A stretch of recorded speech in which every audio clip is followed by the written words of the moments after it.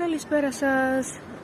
Σήμερα 17 Οκτωβρίου του 2023 και περί 6:30 το απόγευμα, και καθώς κατευθυνόμουν προς την περιοχή Βουλιαγμένη με το σμαρτάκι μου, ήρθε ένα Mercedes δίπλα μου, μέσα στο οποίο αναγνώρισα μία παλαβιάρα από ξενοτριά, what a surprise, η οποία έκανε επικίνδυνους ελιγμούς. Στην αρχή με ακολουθούσε, έκανε επικίνδυνους ελιγμούς με κίνδυνο να προκαλέσει σοβαρό τροχαίο.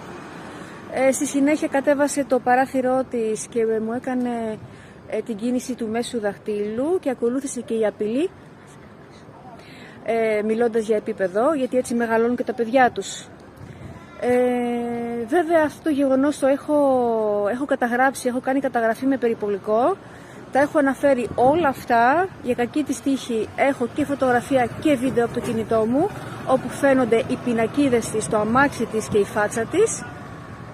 Κάθε φορά που θα με πλησιάζεις ή θα πλησιάζεις τα παιδιά μου, θα μας βρεις, θα μας απειλείς, κάθε φορά θα καταθέτω μήνυση ώστε να προστατεύσω την σωματική μου ακεραιότητα και εκείνη των παιδιών μου και του αντρός μου.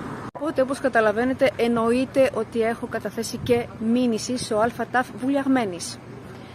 Λοιπόν, αυτά για σήμερα. Δεν ξέρω πότε θα δημοσιεύσω αυτό το βίντεο. Σύντομα πάντως, θα το σκεφτώ. Καλό σας βράδυ και θα είμαστε κοντά σας πάλι, εύχομαι, σύντομα και με ένα live.